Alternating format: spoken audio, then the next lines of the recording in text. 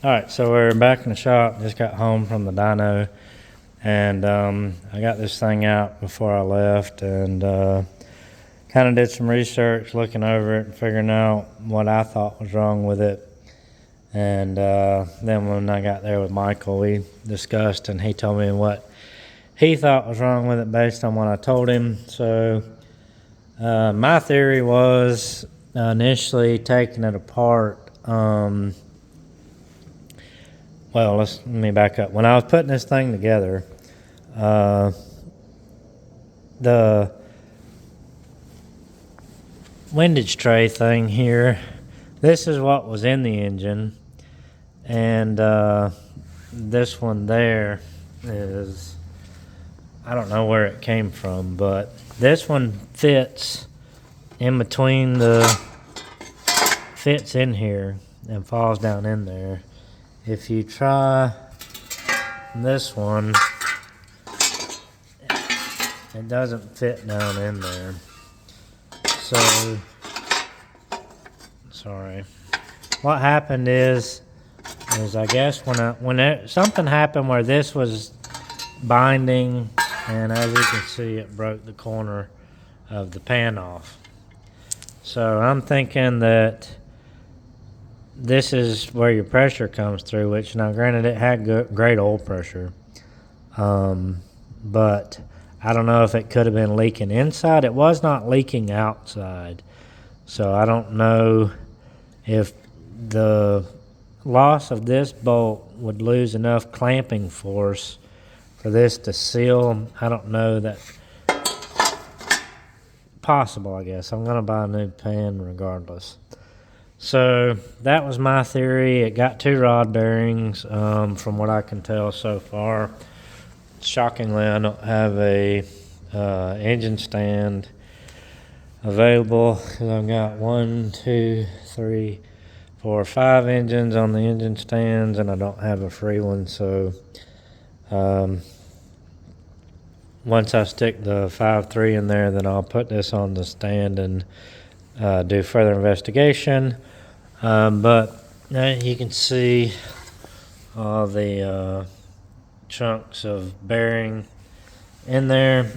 Here's the rod bearing, and I believe it spun number 2 and number 3, and so it's you can tell it spun it because the little tongs or whatever that index them is gone. So it did spin this bearing. I don't know. Oh, there's the other half.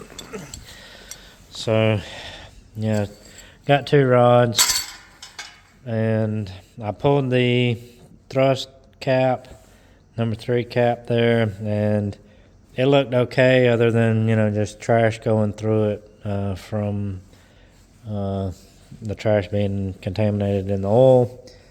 It doesn't really, I don't think it was a thrust issue. So Michael's theory is whenever we were driving it and he was tuning on it and I was behind the wheel, so we had an 11-pound wastegate spring in it.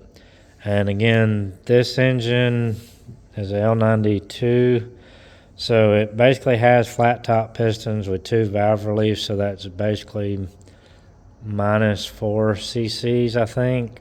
And then these Liberty heads have a smaller cc combustion chamber, so the L92 is already 10.5 to 1, and then you add in the smaller combustion chamber, but it was probably over 11 to 1 compression. We were on pump gas. I don't know how much timing was in it initially, but when I got on it, I mean, it spark knocked horribly, like very, very bad. And obviously, I may have stayed in it a little too long. Of course, I mean, at that time, it just, all this stuff happens so fast when you're tuning and all turbo stuff, and things happen quickly. So that's why you got to start out with low timing and stuff like that, and kind of creep up on it, because if you're rolling with your stuff off safety, you're going to tear stuff up. So let's see. Oh, and I mean, I do have the knock sensors, but again, with me being solid mounted with a motor plate, that didn't do a whole lot of good. So anyway, that's his theory, is that it detonated and just crushed the bearing. And and he just told me that in the back of his mind the whole time he was thinking about that and hoping that it wasn't a bearing. And then when I told him it was a bearing, he explained to me his thought on it. So I was like, well, I wish you would have told me, because at least I would have had a heads up or whatever. But I am thankful that it doesn't appear to be a thrust issue, because if it is, then that'd be a I would not put this engine in there if it had been a thrust failure. So the other thing is, we're talking about the camshaft for this engine. I think I had it open earlier to get a picture to take to Michael. So it's 232, 240, 621, 613, and 113 lobe separation. So it's a pretty big camshaft. Michael was telling me that that I would probably need like a 4,000, 4,500 stall converter for this thing, which really doesn't sit well with me. I really don't want to go that loose of a converter. So this is a very, very expensive custom ground camshaft here. So I mean, I'm kind of torn what to do, because it's just a very expensive custom ground cam. If I try to sell it, I probably wouldn't get anything for it. And then if I buy another one, I'm going to be another $400-500 in buying one. But if I buy another converter, the converter is going to cost more than a camshaft. So, but he says with the FTI that I have in there, that I may have one free stall. So I'll try to call FTI tomorrow and see if that is a possibility to get it restalled, or what the easiest avenue is to try to get it. Because if I got to send that to them and then restall it and then mail it back and all, that's just going to be a lot of downtime. And obviously I want this running this week. So I don't know. I may talk to my guys at Summit. I got a couple buddies there, and see if I could potentially just bring this one back and get a higher stall. But I don't know. A 3200 is not going to be enough, because it's a smaller cubic inch engine. It's not going to have the torque. And then with that camshaft, apparently it's going to need a lot. So that's where we're at on that. The Cadillac impressed me. It did very well. I'm very excited about it. This is me excited. So, I was thinking the car would probably make mid 400s, because it's basically this. This is basically what's in the V. It's got Liberty heads. It's an L92 bottom end, and 8707 Summit camshaft. Long tube headers, LS3 intake, 90mm throttle body, 5 mufflers, because I don't like loud cars. And first pull it made 459. That was after Michael cleaning up the tune-up from me. So I don't know what it made on the way it went there. He opened the tune and went through and did what he knows to do, and made a pull, and it made 459 right off the rip. He looked things over, made some adjustments. It was lean, so he added some more fuel, sprinkled some more timing in it. I think we ended up on 26 degrees total timing. We pulled a little past 7,000 RPM. Power was about done at 7.